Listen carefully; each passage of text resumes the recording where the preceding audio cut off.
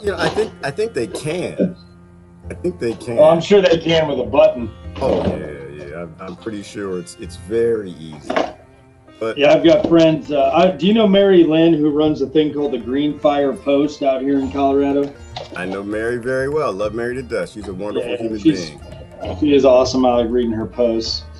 I've been over to their place a couple times with my girlfriend to hang out and stuff like that. She's pretty cool.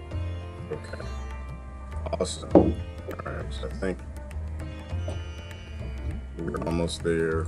All right, we should be up on YouTube now. And we're about to go out to Facebook for the rest. Is that glare back there, that picture? Come on. Oh, thank you. That's so sweet. Thank you. Oh my God. Now, I've noticed recently, I've always had 1520 or 2015 vision, which is better than 2020. And now things up close, I'm like this. I'm like, man, come on. But 45. Yeah. We had these weird privileges. Good morning, everybody. I'm here with Brother Kelly. It's been a little while since I've streamed with the brother. So I figured we'd come on. We're gonna talk about the basics today. Yep, everything basic, but just to get people thinking. And my favorite topic to harp on in these days is Zionism and Israel. I mean, it's just, I think it is the, you know, usually people say, well, you can't just point to one thing. Yes, you can. That country has more wrong with it than I can even say. And I mean, I used to like try to have this, you know, because they get you in this box of like, hey, if you think anything bad about Israel, you're an anti-Semite. Not true. That is absolutely not true. When you're sitting there committing genocide, hand over fist, apartheid, oppression, genocide, all wrapped into one, worse than probably any other place we've ever seen, how are you going to defend that? I mean, how are you going to say? And then when you start back in 1899 with the Balfour Declaration, which started all of the state of Israel in motion, like as far as pre-war and World War II Nazi Germany is now being used by the Israeli government in reference to the Palestinians. And I don't know if you've watched Black Mirror. You ever watch Black Mirror? Black Mirror. There's that one episode with the soldiers where they've got a chip in their head, and basically they can be controlled with what they see. So they see these people as these virus-ridden monsters, and then when they get glitched, they see that they're actually killing humans. And I was like, man, how poignant is that? I mean, because that's exactly what the Palestinian thing to me is like they're treated like, are we on? Sorry, I'm just like rambling right across the introduction. No, that's great. That's great. You know, to be honest with you, I did a false start. I messed things up for a minute. So you can actually ramble on. I've got to do, sorry on YouTube. Hey, I had to restart. How do you pronounce your middle name? Is it Kenyatte? Yes, well, Kenyatta. Yeah, the Tay on the end, that sounds a little rough, brother. That sounds a little. All right, Kenyatta. Yes, Kenyatta. I had to do a quick restart here. I started Facebook, but all right, there we go. I think. Hang on, I messed something up. This is just the way you did it daily now. No. I when I do an interview, I've got to do things slightly different. So I'm actually having to modify my approach. See, Terry's laughing. I got people laughing at me in the room. I don't know what I'm doing. I'm trying to. All right, hold on. Terry, stop laughing, man. It's not funny, man. We got real problems in the world, brother. We got to talk about human rights. We got to save the human race. We don't have time for laughing, so I got to go and re-promote it out to different pages. But I just screwed it up. Right. Sorry, anybody who joined on an earlier post. I'm messing up. I'm gonna get straight in just a minute. I'm here with Brother Kelly. We're gonna talk about basic humanity, just getting back to the basics. And I mean, me personally, I think that's where we lost. We lost a base level of what we are. All right, we're almost there. There we go. That sounds better. That looks better. Okay, that looks much better. All right, we had user errors. Sorry, YouTube. Good morning, everybody. We're gonna get started in a minute. So you're gonna have to repeat everything you just said. Right on. I'm sorry, brother. I'm working on this, man. All of this. You have to keep flipping and flopping technology to try to get this all this stuff to work the way it's supposed to. All right. Sure thing. Yeah, I think we're good. Yeah, we look good on YouTube, Periscope, Facebook. And I opened a MeWe account yesterday. Somebody sent me a link for MeWe. I opened a Yeah, I tried it. I found a better one though. Somebody was asking me about different platforms, and it was a platform where anybody can be on it. I mean, they even admit, you know, even if some kind of terrorist outfit wants to get on here and have their thing, we just set this up. We don't have any way to censor, which I kind of like. I kind of like that they've set up a platform where nothing will be censored. But hang on, that's interesting. That's interesting. I'm gonna cue the music off. We're already into the discussion. But yeah, that's a good question. Why? Because you said that, and my face changed because I thought about it. You said, you know, they let terrorists have accounts. I'm like, oh, that's rough. And I stopped and I caught myself. This is what I try to tell people about our bigotries, right? And I'm not trying to be a bigot. I'm trying to be honest with where my mind is being screwed with. So you said this new platform lets terrorists have accounts. I'm like, oh, that's rough. But wait a minute. What is a terrorist really? And why should a terrorist not be able to have an account? Does America have an account? Does Israel have an account? Does UK have an account? Does France, Germany? So that's one place where I have to stop. There's actually nothing wrong with a terrorist having an account on a free speech platform. I agree with you. What's the name of it? I'm trying to find it. I looked up, I think yesterday, well, somebody asked me because I told them I was quitting Facebook, and they're like, well, is there another social media website? And I was like, I wish there was one as easy to maneuver. I mean, they've really, you know, done their homework, but like I said, whether this is an FBI or CIA tool, you know, okay, I don't doubt it for a second. Like I said, the way they blanket eradicated like the anti-media's page and all of what I call legitimate news sources was just insane to me. And yet Fox News will still be able to broadcast on Facebook if they want to, you know what I mean? Or MSNBC or any of these other joke things. So anyway, when I was answering his question, what I did was Googled, which I'll do right now, newer social media websites. So okay, and that's actually that's a good place to have a discussion too, because you know the thing I was thinking about in terms of that is the power of the Washington Post. Like the fact that the entire world right now, everybody, Jamal Khashoggi is a household name. It's a household name. And I was listening to a crosstalk this morning, and they were speculating as to why. And they were saying because of the Washington Post. The Washington Post kicked it off, and now they're requiring the whole world have a conversation about one man who's a billionaire, I think he was, or he's tied in with the billionaires, and just ignoring the millions of people that are starving in the famine. Ignore the millions of people that we've killed since the very beginning. Isn't that the way it always is? I mean, I drove by a church, and we can get on really one because it takes to bash. But I drive by and I see all these crosses in this field on this gigantic church property because none of them can be small anymore. They've all got to be 30-acre compounds. So anyway, and it said 33 lives. And what it was talking about was abortions this year. And I was like, really?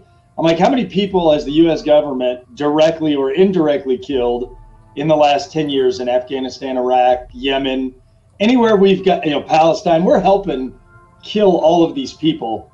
And nobody gives a damn about any of those children. What they want is, you know, and I'm just going to say it, what they want is pristine little white kids, you know, to all have a chance, you know. And then, of course, there's the argument that once they're born, the Republicans kick everybody to the curb because once you're here, you don't matter. But before you're here, they're all in, you know. So, and it's just like, get out of here. And I just wanted to stop and put a you know, soap, what were those signs called? When you drive down the highway and you see one, and then there's another one, and then there's another one. Oh, I can't remember the name of those signs. Billboards? Yeah, well, the little signs, the real small ones, like barbershop sign. I don't know what they're called. Anyway, Okay. it's when you go and it's like one sentence on 6 signs as you drive, you know. So anyway, I just wanted to do that with the actual statistics of all the people who died. You know, I mean, even in like Puerto Rico and, you know, all the hurricane victims. And now you saw, I don't even want to get off on that, but you saw that old Trump sent the FBI in for his personal vendetta machine because the mayor of San Juan pissed him off, not once, but multiple times. So the orange patch headed freak threw a fit and sent the FBI in to check their records to make sure they were appropriating their funds right. And I thought, wait a minute, wasn't this the guy who was going to hire his 2-man operation out of Whitefish, Montana to save Puerto Rico, his buddy? And now because they hired another Puerto Rican, which they probably should have, to rebuild Puerto Rico, he sends the FBI, and I don't even want to know what that cost the U.S. taxpayers, but they don't really care because we send our money overseas daily by the millions in wars, in aid to places like Saudi Arabia and Israel, the 2 biggest terrorist organizations in the Middle East, and the 2 biggest reasons for destabilization of the Middle East. And the taxpayers want to complain, you know, that somebody's on welfare, or I don't even know. It's so overwhelming. You know what I mean? It's just like, come on. It is. But anyway, go ahead. But no, I was going to say, I mean, that's good. It is. And so the funny thing is, I'm glad that things are the way they are right now because the contradictions are so blaring and obvious. I mean, there was a time where I think the Democrats had a good discussion points and Republicans had a good discussion point, and they can fool millions of people. But right now, the only people being fooled are people who just don't give a damn, right? And I think that's a good place to be, because if it's obvious that your friends and your family and people you respected now, it's obvious that they just don't give a damn, that your politicians on all sides just don't give a damn, we actually can start waking people up. People can actually start to look at the basic minimum humanity, you know, that it takes to run a world and stop getting behind psychopathic activity. Like, I think that's our only hope. Our only hope is it's not hidden anymore. Our only hope is it's right there in our faces. Oh, it's in our face, all right. And the thing that kills me, I mean, one of the things I wanted to preface with this whole conversation is the sheep factor, right? They've done an amazing job. And so I studied history before I studied geology, and one of my focal points was World War II. We learned and took notes and even took Nazis from World War II, brought them over here, did our rocket programs, I'm not too sure we didn't do our police force and our surveillance and our propaganda, because, hey, look, wow, these guys really had this down pat, and look what they were able to accomplish. But we took everything. So the propaganda is so amazing to me. Rod, we were just talking about that Black Mirror episode, specifically in relation to Israel and Palestine, where the Palestinians are viewed as vermin, to use your words there. Once you downgrade somebody to something subhuman, makes it easier to kill them, right? That's a good one though. That's a good one though. Let's just because I want to make sure I don't want anyone to get confused that there's any partiality here. We are vermin. We are vermin to our corporate ruling elite. And no political party that's ever been in power anyway has ever done anything about it. They've made us more vermin. They've turned us more on each other. They've taken more cheese and we're fighting each other even more. And we just need to be flat out honest about that. You know, and that's why I like to have basic discussions about just base level humanity, core sentience, those who have it and those who don't. So, but the Black Mirror, so for people who don't watch the Black Mirror, I wanted to just preface that with Brother Kelly and Rod. If y'all don't watch it, you need to watch it. The Black Mirror, I said it should be required in every school. It's a future, it's like merging Alfred Hitchcock with the Twilight Zone with like a very forward thinking, critical thought mind that says if we continue on the direction and we're going in the world, this is what the world will look like in the future. It's phenomenal. And I'm always wondering if the hidden in plain sight stuff is this thing that the Illuminati supposedly get off on, or if it's someone who knows who's actually trying to warn us. Because, for example, South Park of all things had an episode to get back at Isaac Hayes for quitting over his ridiculous Scientology crap, to where they made him part of the Super Adventurers Club, right, or whatever it was called. It was basically these old men that flew around the country having sex with little boys. And then all of this Pizzagate, pedogate, pedophile stuff starts really coming to the surface. And I thought, how the hell did Parker and Stone have the foresight? I mean, like a lot of cartoons do. You saw the Family Guy with Stewie running naked across the room saying, I just escaped from Kevin Spacey's basement 10 years before Kevin Spacey got outed for being a deviant or whatever you want to call him. So, I mean, I don't know if this hidden in plain stuff is meant to warn us or just to go, hey, look what we're doing. Look what we're doing. I think it's a game, bro. I think they're playing with this. I honestly. Yeah, and Black Mirror is the same way. But and this gets me to a whole nother thing. In order for someone to be able to perpetuate and do this whole thing and set us up basically for 2,000 years, let's just call it from the beginning of Christianity till now, what human could carry that out? And when I'm saying what human, I mean, I think it's something that's not human. And when are we going to see the aliens? That's what I want to know. They've been shoving it in our face for 50 years now, since 1948 and the New Mexican thing. And I do think a lot, talking about hidden in plain sight, I could talk about that all day.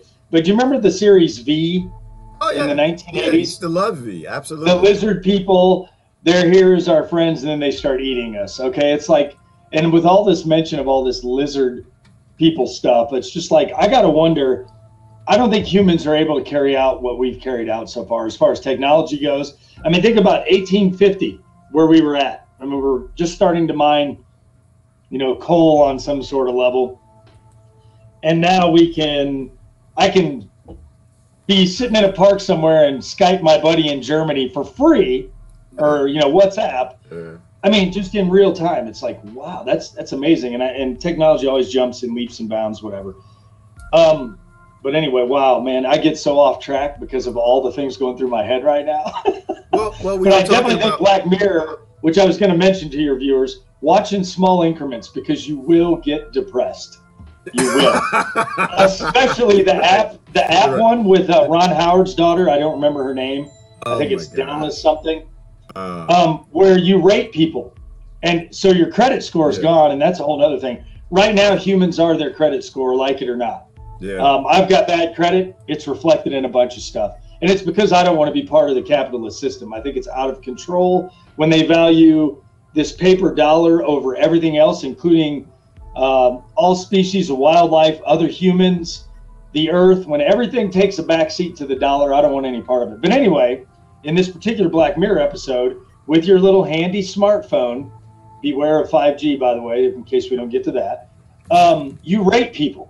Simply by walking up to you, Gerard, I would rate you right then. Right, yeah, right, and you rate conversations, rate transactions, you rate everything. Right, go ahead, yeah.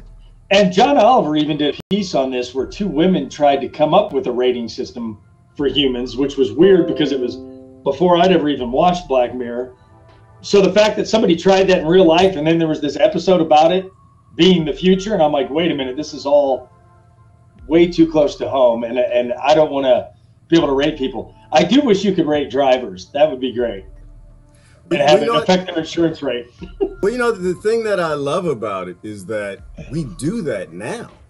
That's it. When I watched that episode, we do that now. Like, that's what social media is, and Instagram and Pick the Chat and MeWe and all Facebook, all of these things.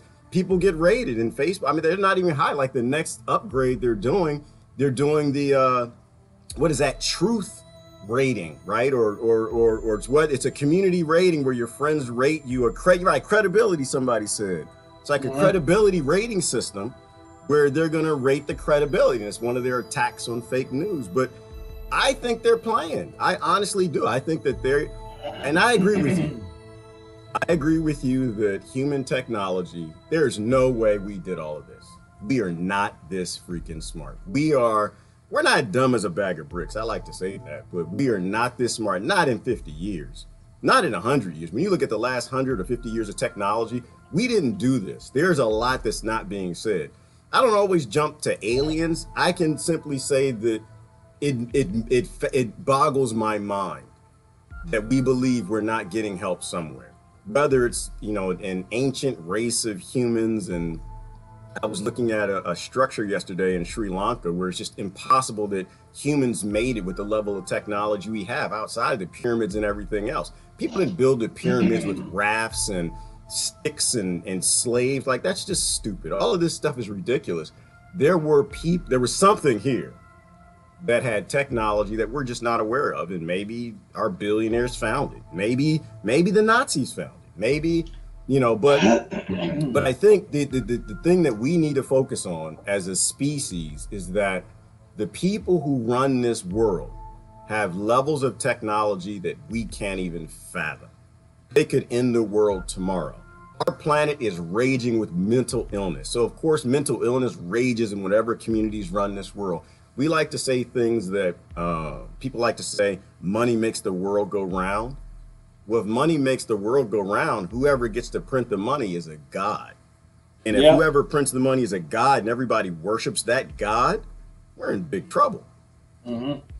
Speaking of technology, I saw a really interesting video the other day that I'd never seen before with the theory of Atlantis, where it's actually located in the northwest corner of Africa. There's this formation that's these perfect concentric circles, described exactly how human civilization has been destroyed 11 times. There was a great Atlantean civilization. They were advanced in government. They started off with self-determination. They allowed their people to be free. They eventually became an American empire, but the Egyptians didn't say the word American. And because they didn't focus on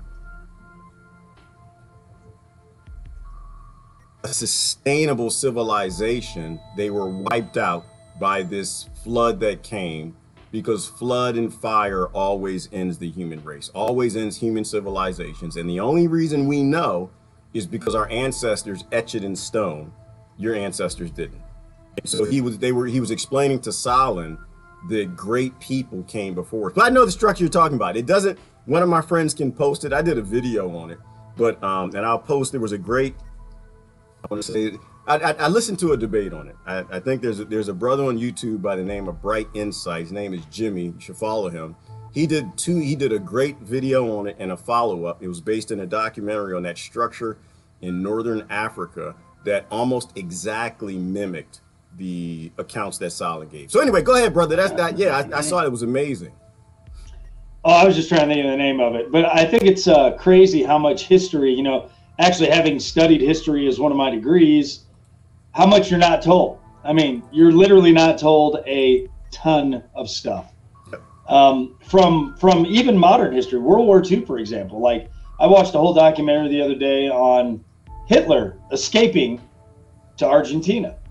I now, after the evidence proven, that they provided about the skull fragments that Russia found not being genetically linked to any of Hitler's DNA, and so then they never let anybody look at the skull remnants again. They tucked them away in their little vaults in Russia. And then this vault that was just found about 2 years ago with the most pristine. Yeah. I'm sorry. It's called the Richard structure. I just wanted to let you know. It's called the Richard. I was just looking it up. The Eye of Africa. It's called the Richard structure. Yeah, looking at it on Google Earth. And the prevailing theory was, number one, they could never see that from the ground. They had to be able to get, when we got satellite images of space, that's when we were able to see that whole structure. Right. But they said that it's not a meteor impact. And then there's no way that just formed concentric circles like it's set up. So, I mean, it very clearly, when they animate it and show the description that the Greeks give of Atlantis, it's very obvious that is most likely the spot that it occurred. Anyway, we're talking about, I see somebody talking about international central banking. That's a whole other. Let me link it together real quick, because I want people to understand why it's important to talk about things like this. And I don't know where this conversation is going to go, but if we don't listen, all over the place. Yeah, if we don't listen to our ancestors and the warnings that they handed down, that it's like, what I was thinking about. And I was raised in the church, I still believe Jesus. I still believe a lot of things that I've always believed, but I know that the church isn't going the way that Christ wants them to, obviously, and probably neither the Muslims. But unfortunately, the Christians took over the whole world, and so they killed God. Now they're doing anything they want to do in their mind because now the banks are their gods. So, but I was thinking about how Christ overturned the bankers' tables in the church, the money changers, right? In the whole book of Revelation, we used to study about the rapture and the Antichrist and how it use world banking systems and cabals to bring about an end. You know, when I think about all of this, Brother Kelly, I think that we have done this many times before. And probably if there is something that's starting colonies on planets, then its name is Muhammad or Jesus or God or Allah or Buddha, whatever it is, that it understands that we always create a monetary system. We create money. We create monetary systems, and whoever's in control creates banks. They control everybody. And if you can control the rats on a rock, the vermin, you can make them do anything you want.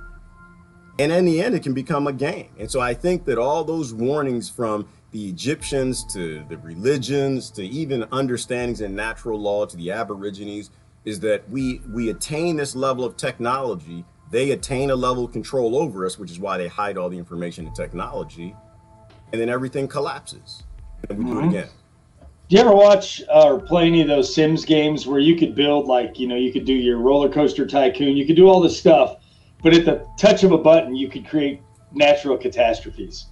You know what I'm saying? Right. So you'd build up this civilization, and then just for fun, you'd go, boop, oh, look, a tornado and an earthquake. Lord, what happened? Hurricane. So I always wonder...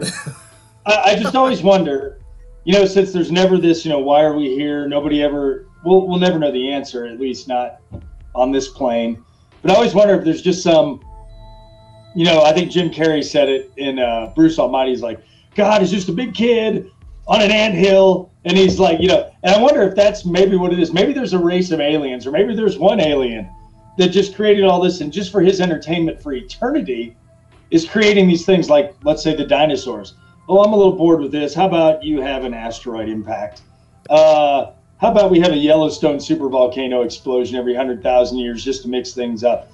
So I don't know about all that. All I do know, and one of the things I firmly believe, is it seems like every religion that's practiced today, short of witchcraft and Satanism, well, maybe even Satanism, all stems back from Judaism. And the very poignant message that I've ever gotten out of Judaism is that if you're not part of the group, you're a Gentile and you're subhuman. I mean, I hear rabbis say it all the time. You know what? Oh, these Gentiles, they're not as good as us. We're God's chosen people, right? So that's kind of why I've kind of put religion all in the garbage pail. I don't like the origins of it. I don't like what it does. And I've never really seen anything great come out of it. Sure, you have church charities. You have, well, I don't even know if missionaries is a good thing, trying to bring the message. I mean, ask the Native Americans about missionaries and conversion, and I'm sure they could tell a story or two from their ancestors. What I do know is that we're all here as humans, and I've had so many people tell me, I confronted it was that tar sands oil, actually what my petrology teacher told me is that, hey, oil's all over the place. There's a ton of oil in Canada, except it's stuck in tar sands oil, and it's extremely messy to get it out. Now, this was 2002. And one of the reasons why it's extremely viscous, so you have to mix it with all these noxious chemicals just to make it pipeline. But when it does, we can get on a whole thing. Oil in and of itself, crude oil and gasoline are called LNAPLs. They're light, non-aqueous phase liquids. So they float. Guess what tar sands oil does? It sinks as soon as it hits liquid. It's called a DNAPL. It's a dense, non-aqueous phase liquid. So it's horrific for the environment. And you've seen the pictures of what they're doing to Canada, trying to get all this stuff out. And like I said before, it wasn't economically feasible.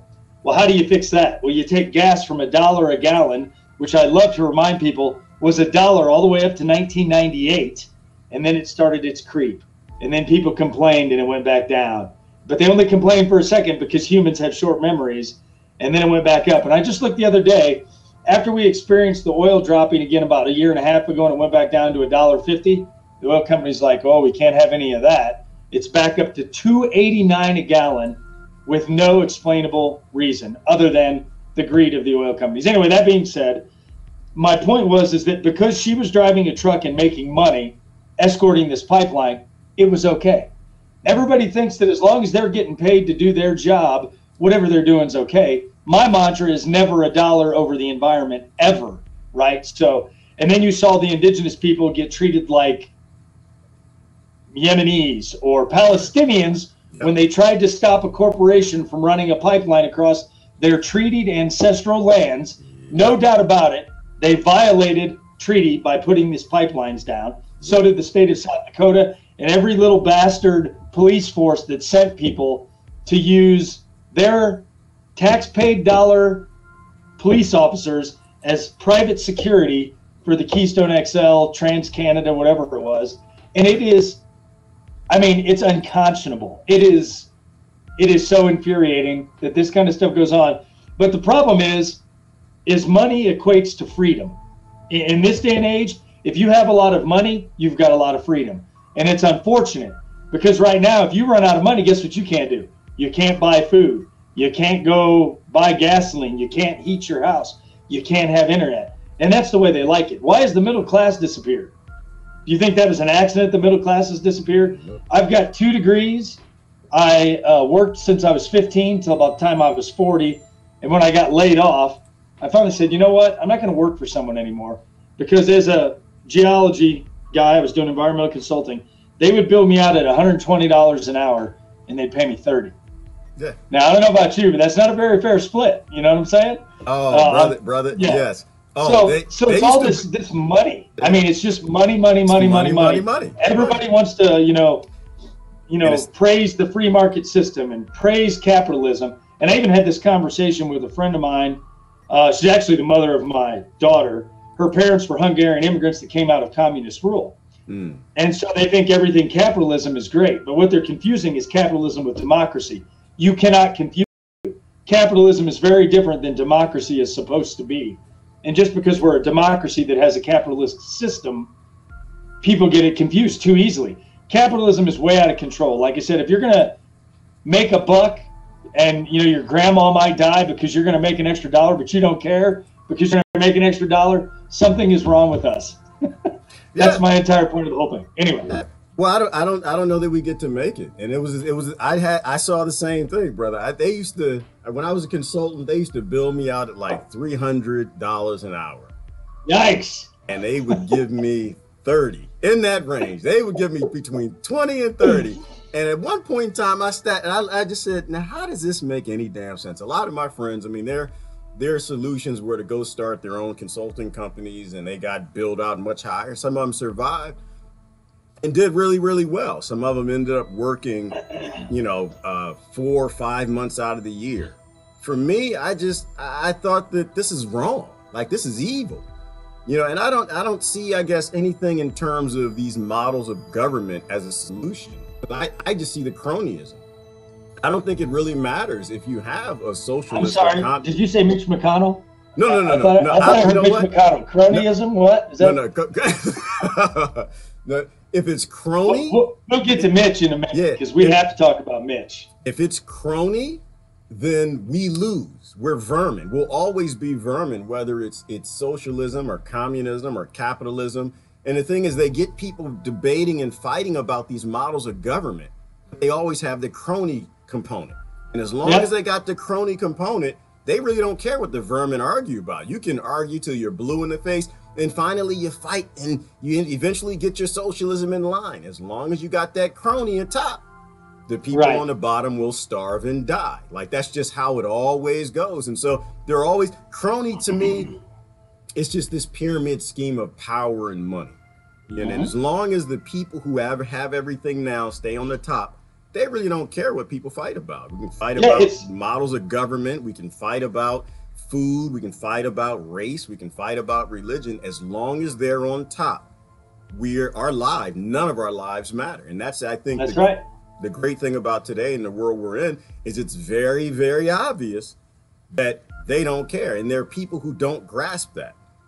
Yeah. And, speaking of really keeping us down. So I'm 46 this year. And when I was let me do the math here. 93. I was 21 years old. I was working at UPS part-time, making $12 an hour and getting medical benefits.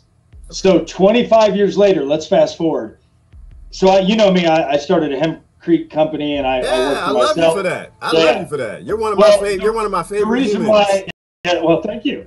The reason why I got into sustainable housing is because I didn't want to work for anybody else. If you work for somebody, all you're doing is making them rich, and that's all you're doing. That's all you're doing. They give you paltry benefits, convince you that they're great. They pay you an hourly wage and tell you that it's great. So anyway, 93, I'm making $12 an hour. You know what I'd be making if I went to Home Depot and applied for a part-time job or even a full-time job? $12 effing dollars an hour, 25 years later. How is that possible? How is that possible? Cronyism. Yes. So, Cronyism. I mean, Home Depot, I did the math one day at the Home Depot here in this city closest to me in Colorado. On Black Friday, they brought in $350,000 in one day. I counted how many employees were working, multiplied it with an average, let's just say $16 an hour. They paid out $4,500 to their regular employees when they brought in $350,000. That should be illegal. Walmart should be shut down because your people shouldn't be on welfare when you are the richest family in the entire country with the biggest department store chain, probably in the world. How in the hell do you get away with paying your people sub-welfare wages? How does it happen? And why do the people let it happen? That's the bigger question, because they're complacent if they're making enough money, because like I said, as long as they're getting paid, nobody else matters. And that's where they've really divided us and conquered us, because as long as I'm making my $150,000 a year, I'm not worried about Bob. You know, who cares about Susie with 3 kids? She shouldn't have had 3 kids if she didn't want to be paying for 3 kids. People shouldn't have to be put into those boxes. You should be able to make what happened to a fair day's pay for a fair day's labor. That's been non-existent for 25 years. We all selected our favorite billionaires, and everybody votes for political parties that has selective billionaires. I mean, really, it actually is that stupid and that simple. But what it's come down to, our problems are us. Now, are there aliens at the top playing video games with us? Maybe we are on the board game, but there's billionaires who we can reach. They're within our reach. Can't get the aliens. Don't be too sure that they're not part of the aliens, though. You've seen They Live, right? You know, and they might be, but I guess the way I view it is that I'm watching people on my thread right now, all day, lining up to vote for the next political parties that put the next billionaires in place to starve a different segment of the population, and they're happy with it. You know, like you talked about, you started your own business, which is important. Like we did a video, actually with Brother Rod, we were talking about off-grid everything. Everything has to be off-grid. You know, we have to push everything in the direction of looking out for each other. But to me, you know, we can talk till we're blue in the face. Until human beings actually see each other as being family again, until people actually do what all those religions say and natural law says, which is you love your neighbor and you look out for your neighbor, you feed your neighbor, you give your neighbor clothing, and until people stop looking at the race and the religion and the class of their neighbor, it's useless. Like human beings backed into a corner will murder each other all day long. The nicest priest will rape your kids and steal your money. That's just a fact. You know, we are in a really bad place, and we got great examples, which is a good thing. And I laugh about it because it actually is ridiculously funny. And it's just in our faces that if we actually don't start taking care of each other, the world's going to end again. And we can't blame the billionaires. We say eat the rich all we want, but we can't blame the aliens. We can't blame, because we're the ones playing in the video game. You know, like, so you've seen V for Vendetta, right? It's my favorite movie of all time because of so many great quotes. And one of the quotes is, you know, Chancellor, I can't remember his name. Geez, I've seen the movie a million times. Well, anyway, you know what I'm talking about. The guy who's leading post-Britain World War II after the Nazis have won. They say that he gave you safety and security, and all he asked in return was your silent obedience. That is exactly what whatever entity that's out there is doing. They want everybody to just shut up, go to work, punch the clock, go to work, punch the clock, consume. It's just like They Live is another great movie to where once you see the glasses, on, you can see, reproduce, consume, all this stuff. And it's exactly, we're such conformist bastards, the human race. Why don't we wake up? There's got to be other people that are awake. I keep hearing about this collective consciousness, and I wish it would just wake up and overtake everything. And speaking of billionaires, I did just post an article that said that billionaires are an absolute clear and present danger to any democracy. So we can blame them a little bit because they can do whatever they want, whenever they want, however they want. But we put them there. We put them there, and the only power they have is what we give them. We buy their product. Chris Hedges lectures and 2 interviews. And when I start watching this stuff, I just have to share it. I start sharing his quotes out in the truth. And the reality is we are a collapsing empire. We are an empire in free fall right now. And I think the collapse of America is a great thing. It's a great thing if we control the collapse. The billionaires don't want to control the collapse because, like I said, I see it as a video game. They categorize us by birth. They give us ethnicities and religions and races and nations and communities and things that people adhere to. They give you your political party, and you're willing to look the other way. You'll watch Fox News and ignore CNN. You watch CNN and ignore Fox. But if you put the 2 of them together, you'll realize that they're both lying to you, and they're both saying only parts of the story. And so as long as they can keep you working for them, earning the next paycheck, thinking about your retirement, nobody thinks about the fact that they're lining up robots to murder all of us and take all the jobs and push us wherever they're going to push us. It's a game, and we're losing. There are only 2 sides in this game. There's no Democrats, there's no Republicans, there's no whites, there's no blacks, there's no UK, there's no France, there's no Germany, there's no Russia, there's no Iran. There are just billionaires who control everything. And everybody and everybody else. That's the game. And until we figure out that is the game, we lose. And we're going to keep losing. Right. And you know what? It's okay, though, Gerard, because there's football on tonight. It's Thursday. Oh, man, is it football? Hold on. Wait. Turn that mess off. So I don't even watch sports anymore because it is a distraction. I mean, I'm with you. These people that base their entire existence on, for example, I live near Denver, so everybody's a Broncos fan. And I know people that their entire existence from August until the Super Bowl is the Broncos. I mean, I'm like, wait a minute, there are people starving. There are wars being waged in your name, right? Illegally, because none of them have been approved by Congress. And here we are in 13 different theaters in the world right now where we're fighting somebody. And it's never, I still want to but before I get on that, there's an Army vet in West Virginia running for Congress. His name is Ojeda. It looks like it should be Ojeda, but I mean, this guy's a white dude from West Virginia, so I don't think he's going to lean on his Spanish roots. But his political ads are the best political ads I've ever seen.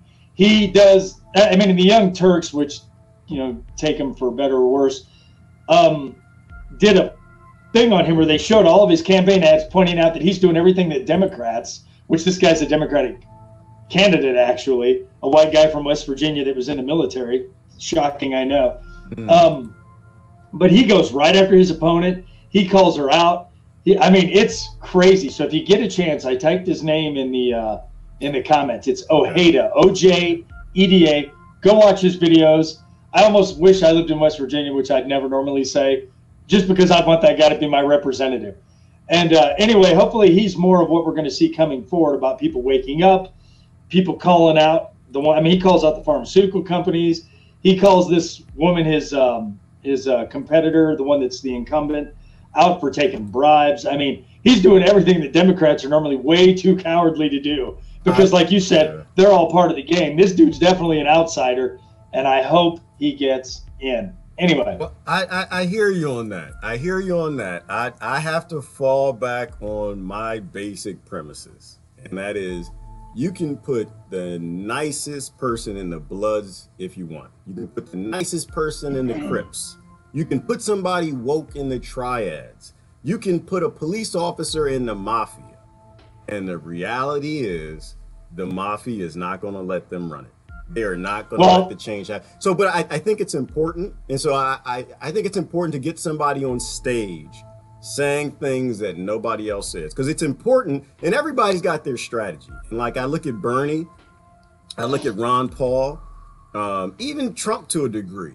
You know, I guess Obama kind of. They all serve they serve a big purpose for the big banks and corporations and billionaires. Otherwise, they get killed like JFK. And then there's a little bit of truth. And they're allowed to just drop enough truth, which is why I think it's a game. It's like us. We're sitting here talking and debating now on how in the hell to take down the people who own all of this. They own you, they own me, they own all of Denver and the United States, they own the Northern Continent, they own all of this. They can shut all this down anytime, and they don't. But I think it's a game. I think they let out just enough truth. But you know what? Now you got me in philosophy. What if our whole purpose here is to, what if their purpose is to evolve a race, a species that's smart enough, that has enough empathy and love, that actually can work together and solve problems. And how they determine if the human race is ready is if they just release a little 20-30% truth.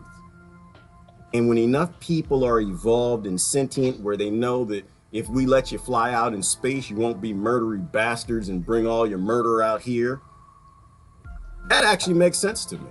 So I think there's always some truth. Like, people ask me this question, they'll say, well, do you think they're going to change anything?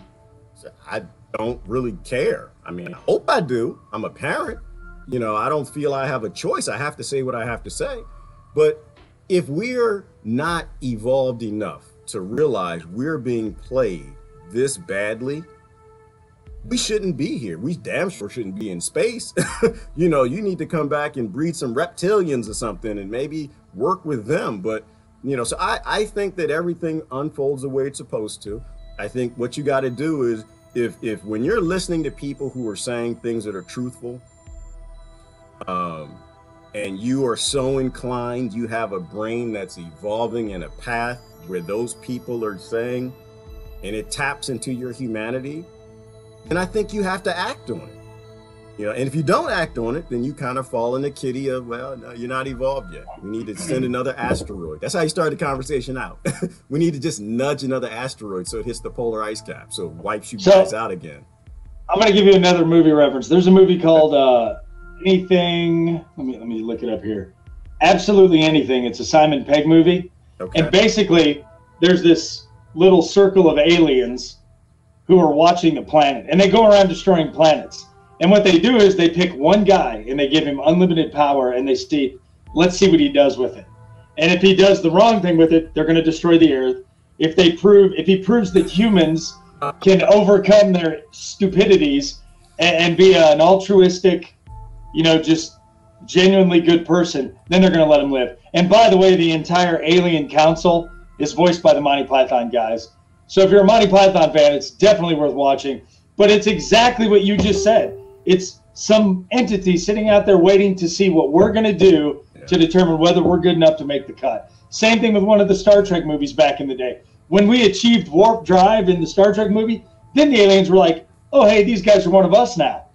Before that, they were like, no, they're not worth talking to. And there's one more reference I have, which is a comic strip I see, where there's this inside of an alien spaceship.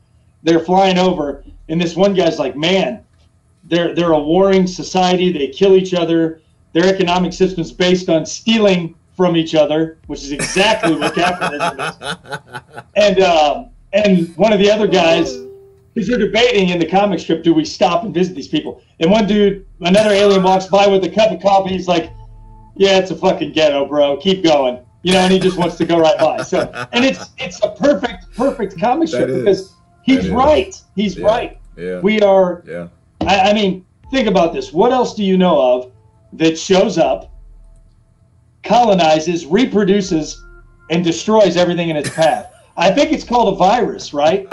And that is exactly what humanity has proven itself to do. Yeah. Because why do we have to fight to keep the air, the soil, and the water clean? Gerard, why do you and I have to fight but a billionaire company can come in and wipe it out like that. All of the wildlife in the way. They're not worried about spills that are going to happen because that's the way pipelines work. That's the way drilling platforms work. And do they have a contingency plan for it? Yeah, let's put some rubber dinghies out there and try to get this stuff collected. It's so pathetic how our technology, and I used to watch Rachel Maddow before I really turned off all the mainstream stuff, and she had a couple good episodes, two of which, one showed the advancements that the U.S. military has in technology over the public. The military is always 25 years ahead. That's a lot of technology versus what we have as regular citizens, right? Vermin, if you will. And then the other thing is that in 50 years, with all this technology that these corporations have at their disposal, the oil industry's done nothing to update their spill response systems, their leak. I mean, it's just crazy to me. Dude, you could just go insane thinking about this stuff. It's not crazy. It actually makes sense. And I love what you said, because the reality is that's what every religion says. That basically we're here to make the cut. We're here to make the cut. And if we don't make the cut, we get cut. and it starts all over again. That's what which is why I said, I don't believe I don't think there's any coincidence in this. And there are some people who don't believe in aliens, and okay, it doesn't have to be an alien explanation. It could still be a billionaire. Can I speak to that real quick? I mean, I heard astrophysicists come out and say this, and for all of his flaws, Neil deGrasse Tyson, whatever. But I, as a 17, 20-year-old kid, looked up in the sky one day and thought, when I was trying to debate, what is all this religion, all this stuff, there are no way that with the billions of stars that you can see with the visible eye, that there aren't other planets that happen to be in the close proximity, even if it wouldn't support our life, like with all the oxygen in the blue planet. And so then when I heard an astrophysicist come out and say, there's no way that there aren't more planets like planet Earth and other solar systems and other galaxies, far, far away. And I was like, and I'm not even an astrophysicist. And I came to this conclusion, why can't other people? There has to be other life in the universe. There just has to be. Well, it's mathematically impossible that there's not. Yeah, and I believe that we were put here by aliens before I believe we were put here by some omniscient God. It's just like, no. Yeah. Well, but that's what religion is. Religion is the belief in creatures that don't live here. That's called extraterrestrials. If they're not terrestrial, they're extraterrestrial. That's why I like to tell all the pastors and the ministers that they're just believers in aliens. But Brenda asked a question. She said, I hear about the advanced tech, but she doesn't see anything proving it. So the best proof. Just look at the military. That's all you need. Military. Outside of the mathematical explanation that it's impossible with there being more Earth-like planets than more Earth-like planets in the Milky Way galaxy than grains of sand on all the beaches all over the Earth. Outside, and that's just one galaxy. There's infinite galaxies according to pictures in the Hubble. So outside of that explanation, what I like to do is I like to send people over to the whistleblowers, right? Like there are people who literally gave up their career to let other human beings know that our governments are hiding top secret, highly powerful energy creation systems. And so for me, it's about research, right? You got to do your research. You got to think about the history. Think about our history. Yeah, look at Tesla. What happened in Colorado Springs down here?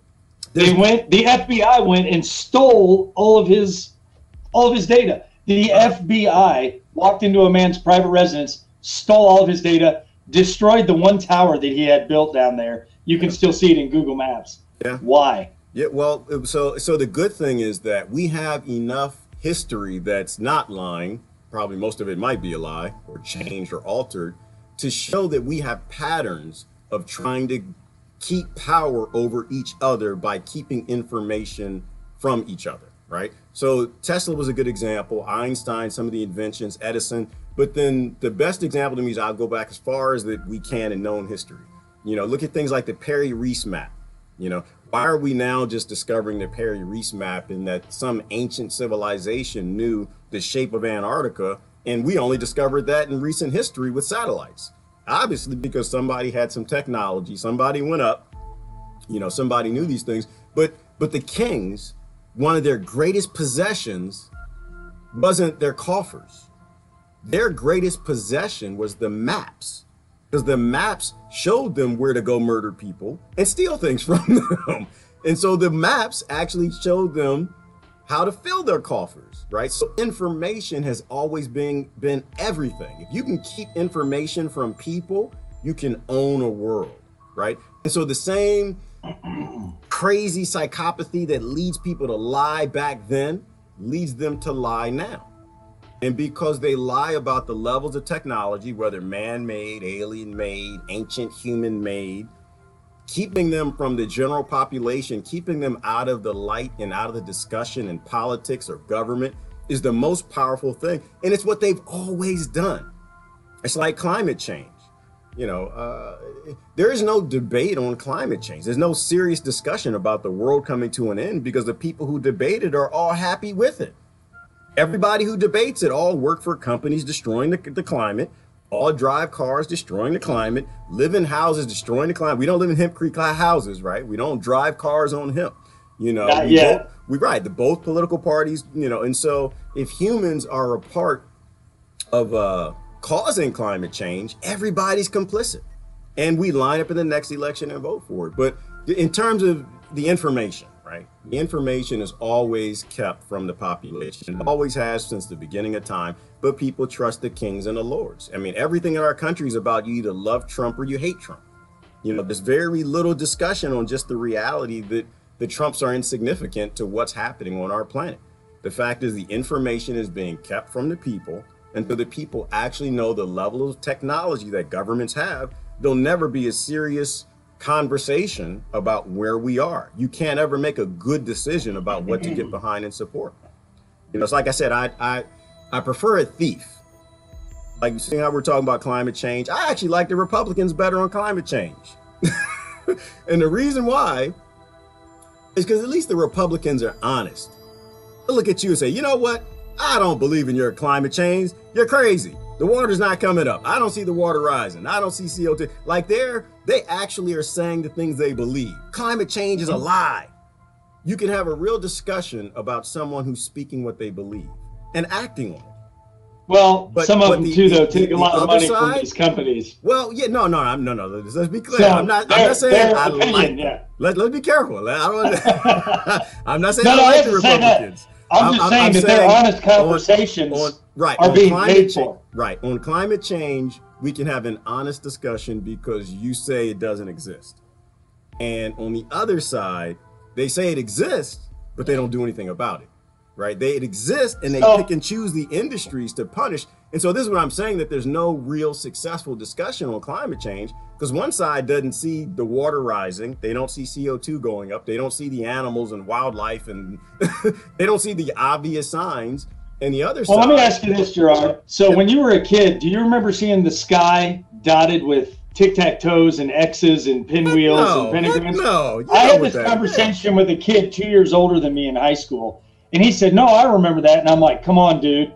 I'm like, there is no doubt with the Air Force printing things like owning the weather by 2025. There was an abstract written by Air Force officials on their website for 10 years until people started getting wind of geoengineering. And let's talk about that gorilla in the room, because I'm almost starting to believe that the climate change debate is a smokescreen so they can carry out their geoengineering stuff to whatever end.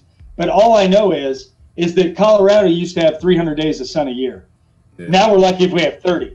Because every day, here come the jets. Here come the jets. X's, tic-tac-toes, all this stuff. And the epicenter of geoengineering is in this state. And you can look at Raytheon, the Air Force, all of these entities are in this state. I'm right in the epicenter of geoengineering. Right. And it's being carried out over the entire world. I mean, you can see pictures from England. People are on Facebook all the time posting about geoengineering. Yep. And their excuse is, using the excuse of global warming, oh, we're just going to put a nice little layer of clouds over the sky so that the sun's energy is refracted. Hold on. Most of the stuff on the planet needs those UV rays. Vegetables, people, we need those rays. Who are you? What entity thinks that they are in the right and able to block the sun's energy from hitting the surface of the earth? Who is that big of an ego? That's what it's up there. Nobody talks about it. They all talk about climate change. Nobody talks about geoengineering on any media platforms other than all the alternative stuff, which all 800 sites got blocked by Facebook the other day that would probably even touch on climate change and geoengineering being a hand-in-hand thing. But they've admitted to it. That's what I don't get. So this is where I get back to the sheet. The Air Force has admitted to it. NASA's admitted to it. All of these entities have admitted to it. And people are like, oh, no, geoengineering is not a thing. These stripes have always been. It's a contrail. No. Let me explain to you. When we were kids, a contrail looked like it was about 2 inches behind a jet at 30,000 feet, and then it disappeared.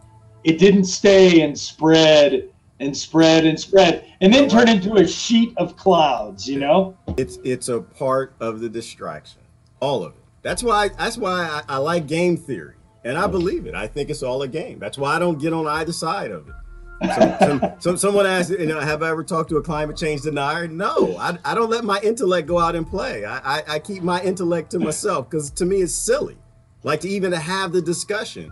We have. Oh, and in the meantime, everything is a distraction. It is a distraction. All a game. So think about it like this.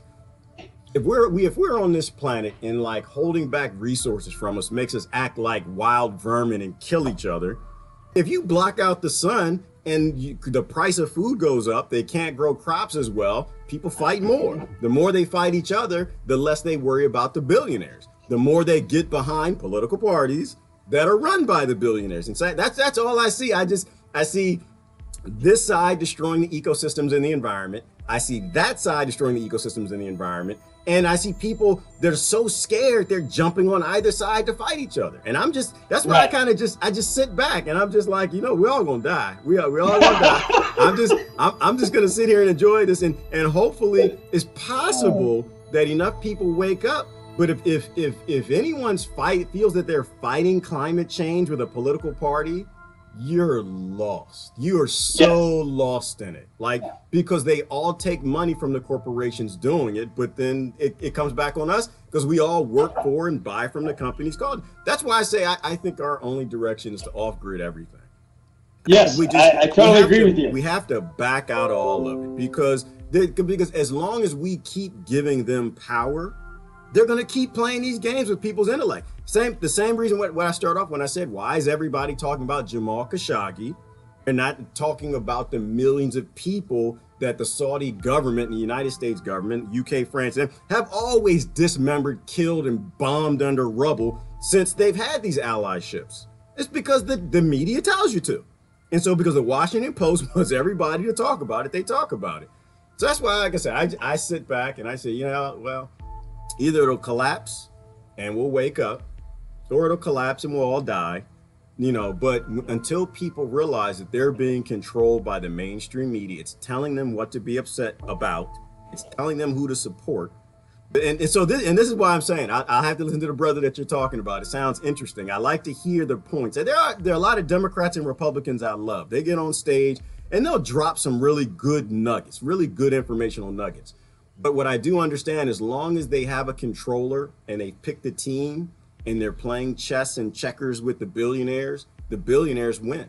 The only way we win is we walk away from the system.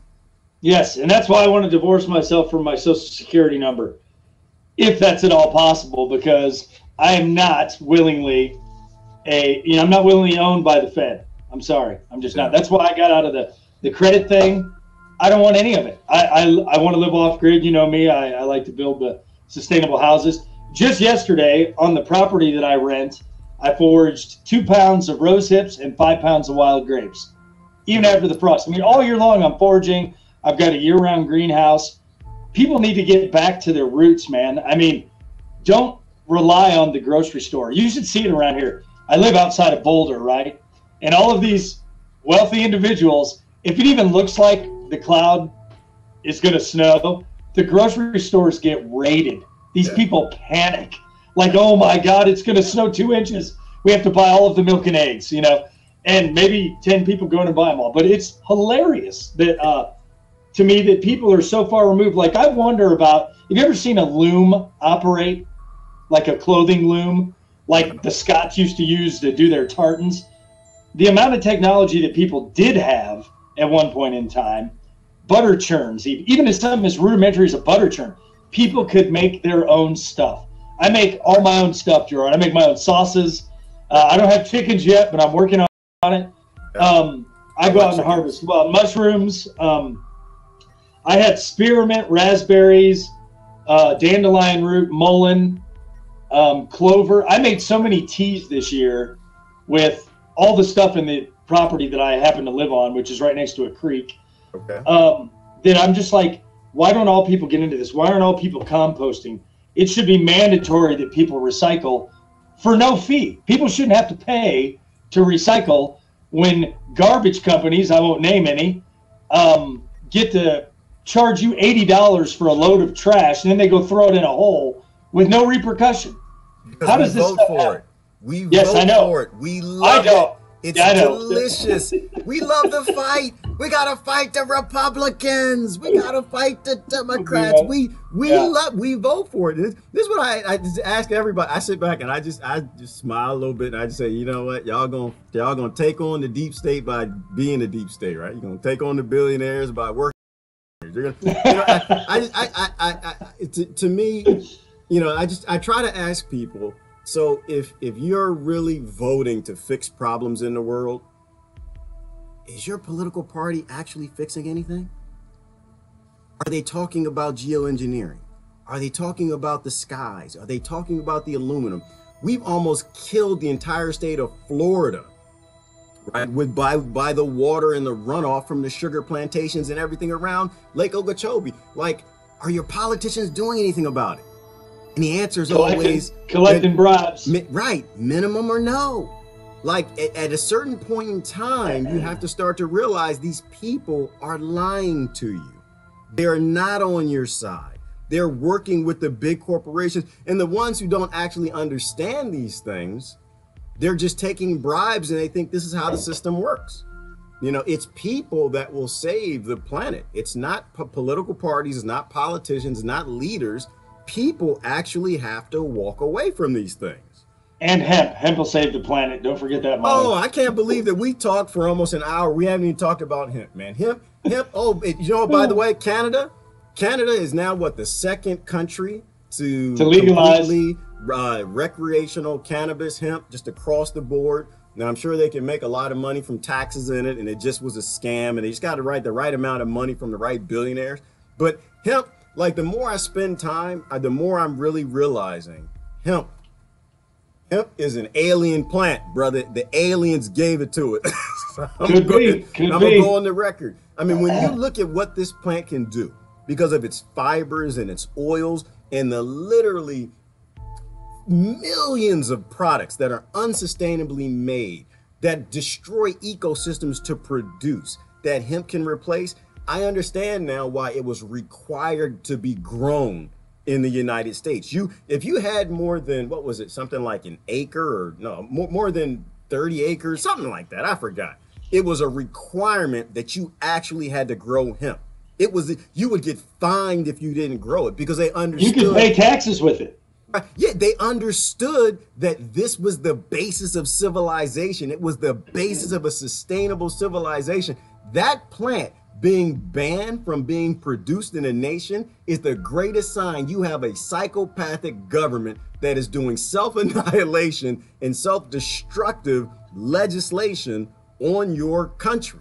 Like, that's the greatest sign your nation's being looted and run by people who are actually psychopathic and don't care about the future, because that plant replaces everything.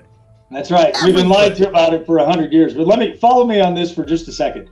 So all through high school, if you take biology or anatomy or anything like that, two things. One, they always talk about a missing link to go from like Neanderthal to the first Homo erectus or whatever it is.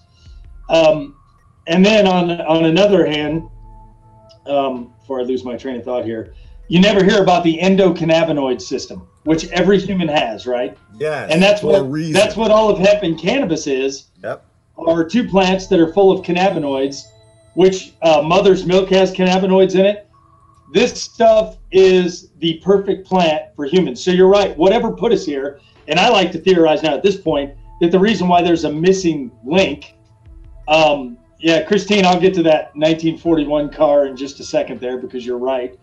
But so what if this, follow me here. What if aliens came here and there were these Neanderthals running around? And all of a sudden, this higher life form maybe interbred with Neanderthals, because they say that a lot of humans still have Neanderthal DNA. Matter of fact, I went to the Neanderthal region of Germany, to the museum. There was nothing but Neanderthals, and where we consider them to be stupid, they were actually incredibly smart. They weren't dumb at all. Nope.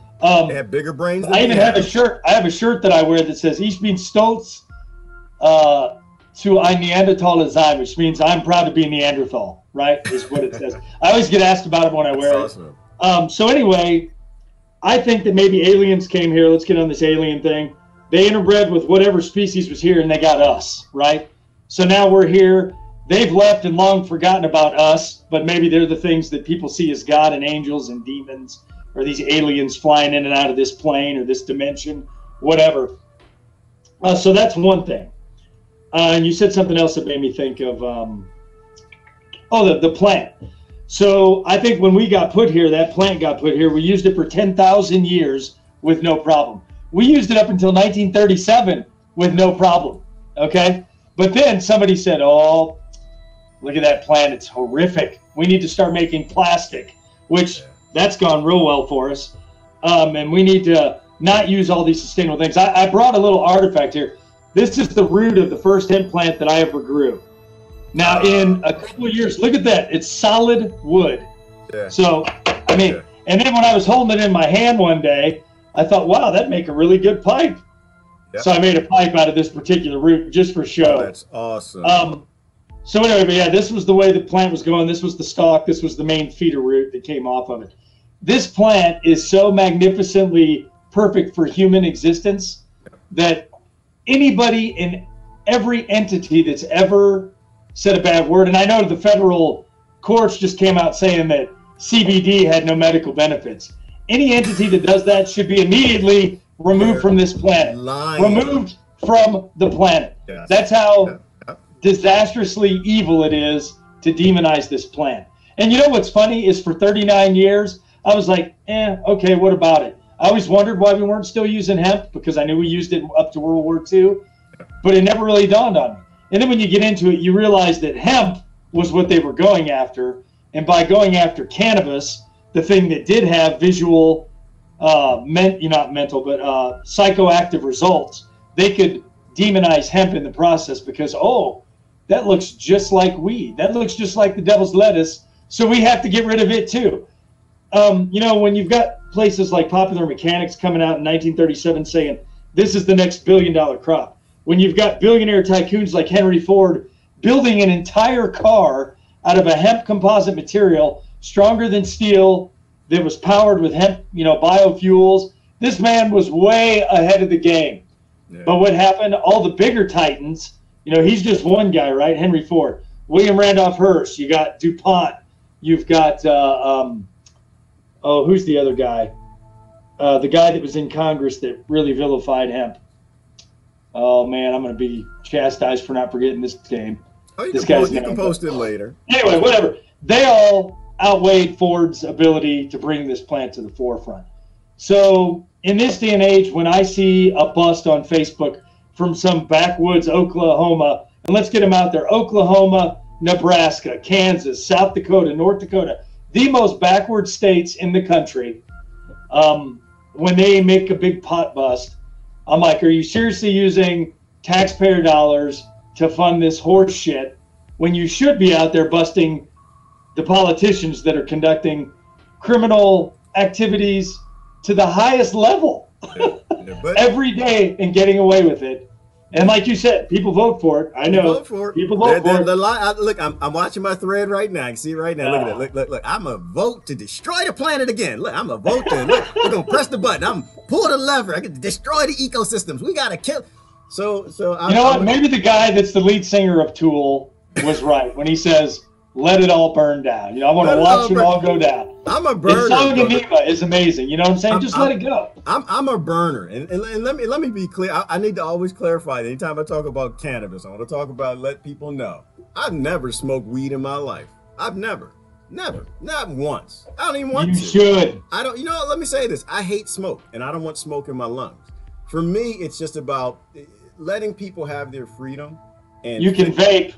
It's not smoke, it's steam. Yeah, and well, so, okay, we can have that discussion. But I have to clarify because they like say, "Yeah, you must be a pothead." I said, no, I've never done that. I understand the science behind the cannabinoids. Like you were talking about, the cannabinoids, they alter brain function, they alter lung function, they interface with the human being at levels that breast milk does, right? The endocannabinoid system. So what does that say? It says we've been eating this plant from the very beginning of time. The very beginning, if we were converting from Neanderthals to alien to something, whatever, I don't know. It's been with us from the very beginning. And I don't think that there was a whole William Hirsch paper thing that got them to ban it. I think they banned it because they actually knew how powerful that plant is for helping us to evolve and modify our brains. Like somebody a minute ago was talking about psilocybin mushrooms, right? And you have that whole stoned ape theory that you got all of these plants that have all of these compounds that modify, shake up, and do things with our brain that move us forward.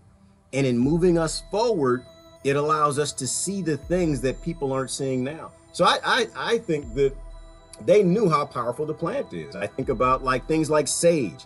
How did ancient people know how powerful sage was? How did they know that it had effects on their brain? This is why I say we had help. But I just sit back, and I'm gonna have to end this. So I'm gonna go ahead and let you have the last word here, and I'm gonna step back. I for the most part, I watch, and you know, why aren't you upset? I'm not upset. Yeah. I'm not upset. I understand it's because you're keeping your sanity. I lose mine daily because I get upset about this stuff. And just let me real quick. Well, no, I'm gonna let you have the last word. I'm gonna let you have the last word. But I've been ignoring YouTube and I've been letting Facebook run everything. So I just want to repeat a comment that I saw over here. Sister Kia said, genetic engineering has been happening our whole history. We don't even understand our blood system. And I think she's right. And that's what I was alluding to, is I think that we've been engineered or being modified all throughout life, all throughout our existence, because none of this makes any sense. And we came to this amazing place so suddenly with nothing in the past. And I don't think that that's true. We've always been being changed, and we will always do what our creators did, which is why we're genetically engineering now. But anyway, I'm gonna let you have the last word, and I'm gonna have to get out of here. Oh, no worries. So I'll just make it quick. I did want to say, though, that I was beside myself with Mitch McConnell even opening his mouth with the whole Kavanaugh thing when he was the guy who single-handedly stopped Merrick Garland from being nominated to the Supreme Court. I thought back in the old days, he would have just sat back and kept his mouth closed, but not old Mitch. He's got to come out and say that I can't believe they were trying to stop this nomination. And I'm like, are you kidding me? You know, if you're of all the people who should shut up, it's you, Mitch. You just need to go. And I don't know how he lost Alison Lundgren Grimes when she ran against him, but that's a whole other thing. Anyway, I just want to say that people do need to vote with the Matrix money. The politicians will always be that guy on the Matrix who wanted to taste that steak, and in the meantime, he sells everybody else down the river. We need to fight every day for the environment. I don't think climate change is as big of a problem. Like you said, it's a distraction from the pollution that goes on in this planet due to corporate greed, corporate laziness to just throw their garbage in the river or dump their toxic waste in the watershed. There are things that need to be protected. And if all of the bad stuff, let's equate all the bad stuff on this planet, corporations, bribed politicians, idiot right-wing nut job groups that want to, you know, go back to the KKK days. I mean, these Proud Boys, for example, what's happening? If someone gets a cancer, I'll just leave it with this. If you get cancer, do you peacefully protest the cancer, or do you go in and eradicate the cancer? Because that's what needs done with cancer. It needs eradicated. This peaceful protest business isn't going to get us anywhere. I hear you, bro. And that's all I have to say about that. All right, good. All right. Surgically remove the cancer. You know what I'm saying? Well, you got to remove the cancer, and you got to remove all of the cancer. So you don't just want to get the cancer on the right side. You got to get the cancer on the left side, and the cancer in the middle. And I'm not in any box. I think they are all as crooked as the day is long in the middle of summer. Because we keep trying to get the cancer over here and it spreads over there. And we go over there, get it over there, and it spreads over here. Instead of just, it's in both lungs. It's in both lungs. Step back, we need both of our lungs. The planet has a lung, needs to breathe. We die without it. So anyway, hey brother, listen, I appreciate you coming on. Good conversation. Thanks for letting me here. It was like a cathartic experience, man. I got a lot of stuff off my chest. I appreciate it. A lot of people saw it, so yeah. I hope you don't leave Facebook. I hope you hang around. I appreciate having you around. I wish we could have more of these discussions. I found that other website. It's called I-M-M-E-M. So okay. I am. Okay. Check out that platform because I think it might be a good replacement for Facebook. Just FYI. When you create a profile, send me a link. I create profiles everywhere, and I try to interface with them because at some point in time, when the billionaires are ready and they're tired of playing the game with our chess pieces, they're going to shut off all this live streaming video. Everybody will go back to their CNN, MSNBC, Fox, World, little ignorant, partial news. And so when that happens, you're going to have to go to free speech platforms. Hopefully Facebook changes their mind and they decide that they want to be a part of saving. This is Gerard. Thanks. I'm out. Bye-bye.